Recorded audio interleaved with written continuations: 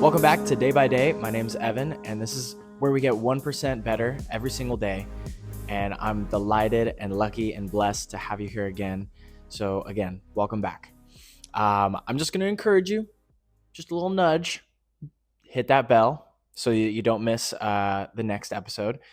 Subscribe, comment anything that you think that I should cover next time, and give me a thumbs up so other people can benefit from this video.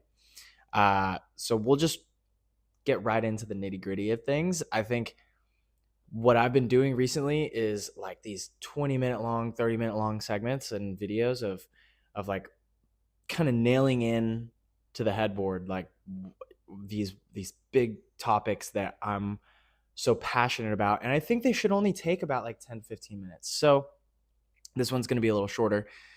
This topic is about the importance of going somewhere that you've never been before every 6 months.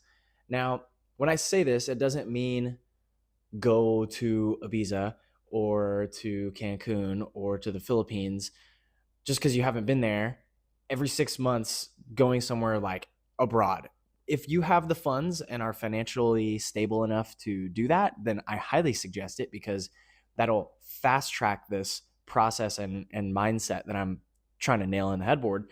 But if you can't, and you could only take like a day off of work, then make it count. Go somewhere that you've never been before, that's like an hour away, and wake up early. Wake up like 3 a.m. before the sunrise, drive out there, get out there before the sunrise, and then spend all day there and explore and adventure.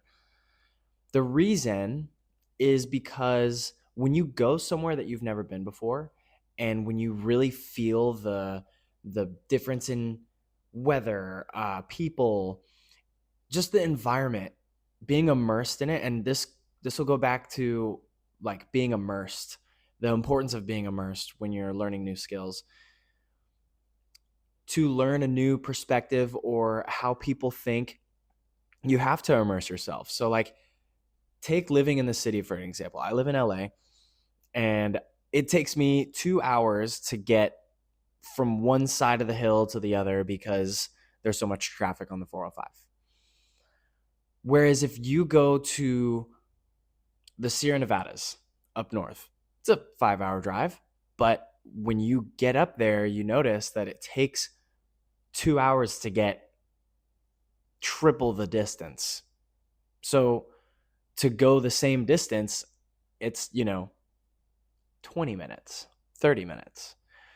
And that helps you by being in that loop of, or not loop, but in that zone where it only takes you 30 minutes to get the same distance in LA that it takes you 2 hours. You realize that, there's a lot less people out here. And, well, I wonder how long it would take me to get to that peak if I walked. Or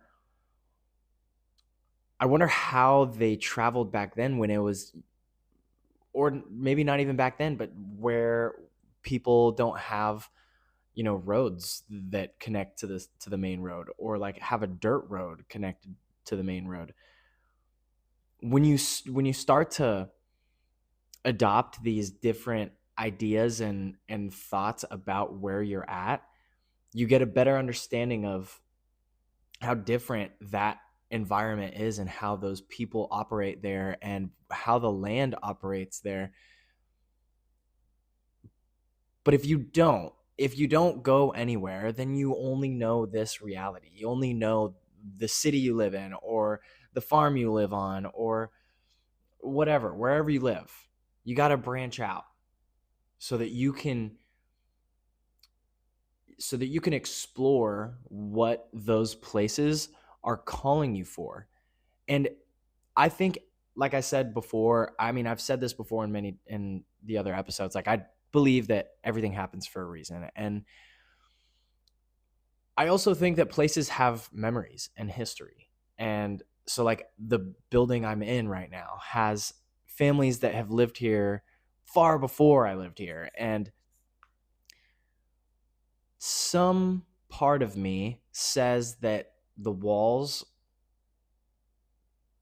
were pulling me to live here. And that could be, you know, my family's energy that fills the walls of this place and, you know, was directing me towards this area and living here and having the space for me. I think the significance of that is that sometimes there's places that will pull you towards them without you knowing. Like maybe it's just a serendipitous kind of thing, like a divine timing kind of thing where it just happened to be right place, right time.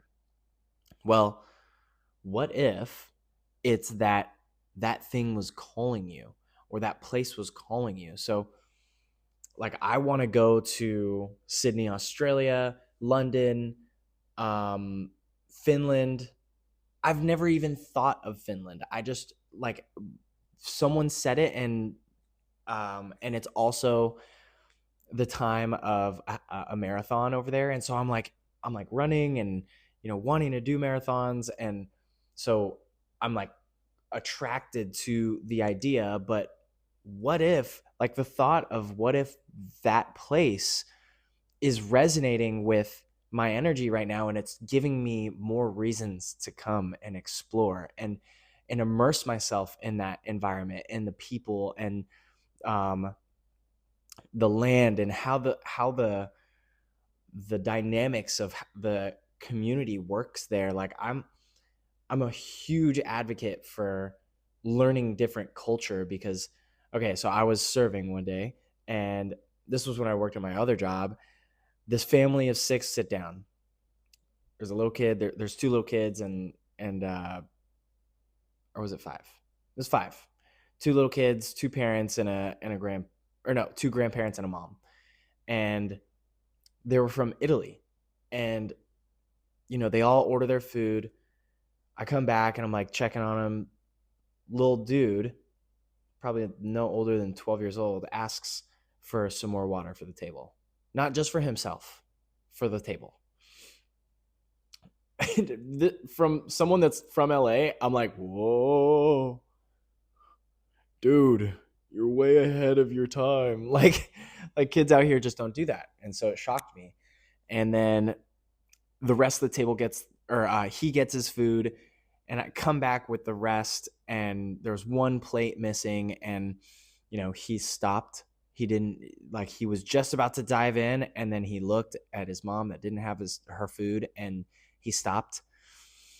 And I thought that was just so powerful, that like in a different culture, you have kids that are like waiting for everyone to get their food, asking for things for the table so that no one's left out, thinking about just table manners in general in a way that's like respectable. It earned my respect right away. I didn't say anything, but I treated their table like they were my own. Like, and I do that with every table, but then maybe just a little bit more because they had some respect, and that goes off of how to, in a restaurant, befriend a server or the person that's serving you.